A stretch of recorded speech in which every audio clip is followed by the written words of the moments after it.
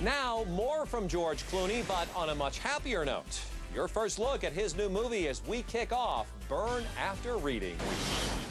Load it up and give it one good take. And action. There's George, the tough guy. Who do you work for?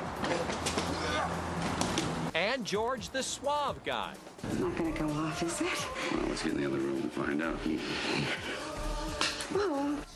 But in the Coen brothers comedy Burn After Reading, out September 12th, he isn't the smartest guy.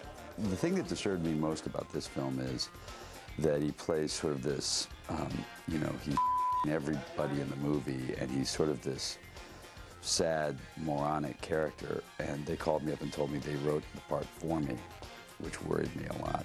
These are really good. You want to try one? Yeah. Does that have shell food in it? Shell food?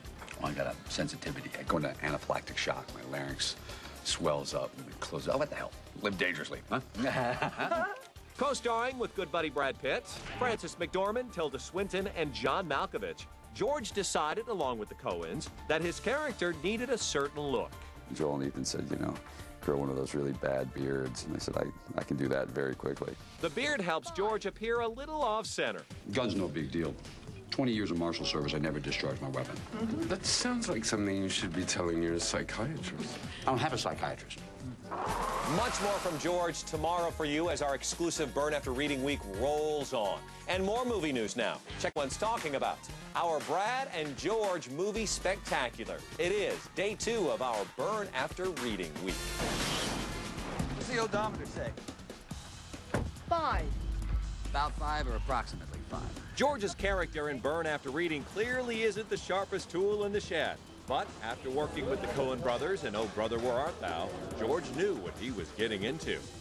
They make every actor think that they're giving their opinions, because they'll be like, well, what if I did this? Yeah, let's try it. This is a good idea. Yeah, maybe. And you do it, and then like a couple of takes, like, why don't you try it the other way? And what you realize is you actually never do it your way. You always do it their way, but they make you feel like it's all your idea. And their idea for George in the comedy opening September 12th is that he has problems with food. He's just not exactly sure what the problems are. Is that goat cheese? Chef, yes, that is a goat cheese. Because I have a lactose reflux, and I can't. You're lactose intolerant? Yeah, but I Or can't. you have acid reflux. They're different things.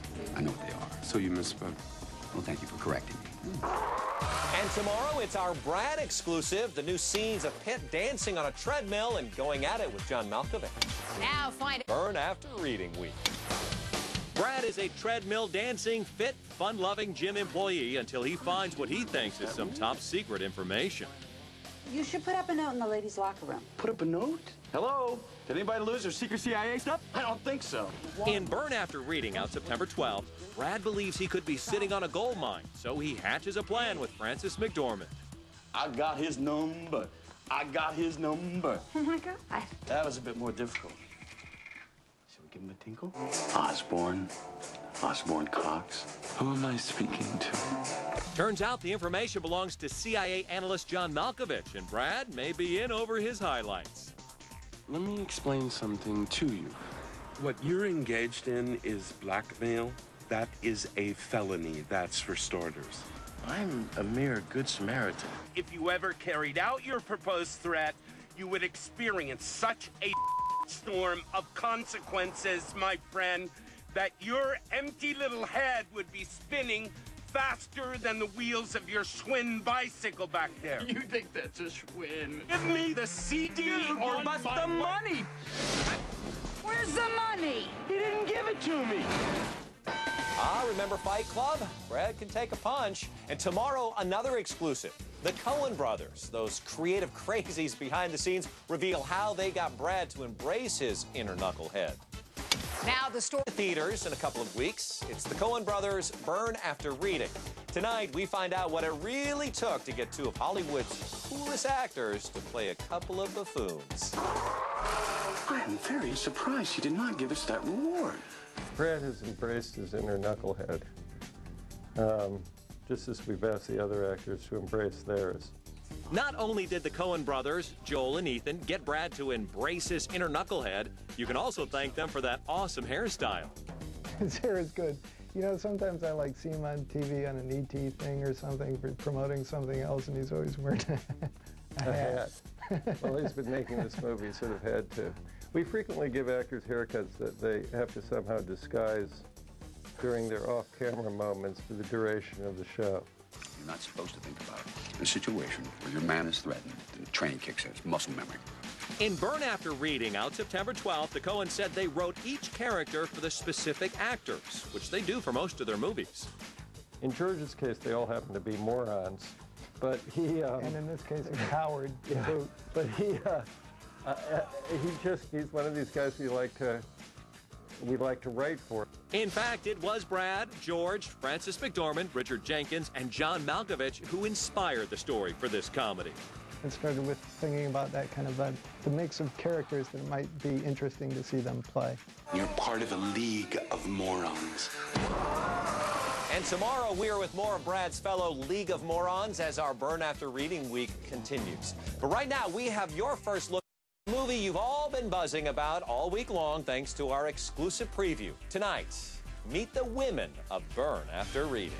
You can do something about the incipient crow's feet. Baby crow's feet. Little chicklings' feet. I mean, chicks. Chicky, chicky, chicky. Frances McDormand is a woman whose life's goal is to become perfect through plastic surgery. And she has the enviable task of sharing the screen with both Brad and George. I'm very happy to say that not only are they gracious gentlemen, they are also both totally, absurdly dorks.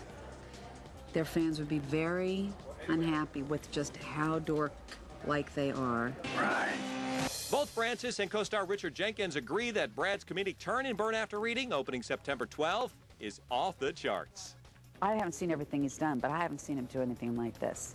It's really great to watch. He's not the brightest bulb on the tree in this movie, and he's hilarious. He's really hilarious.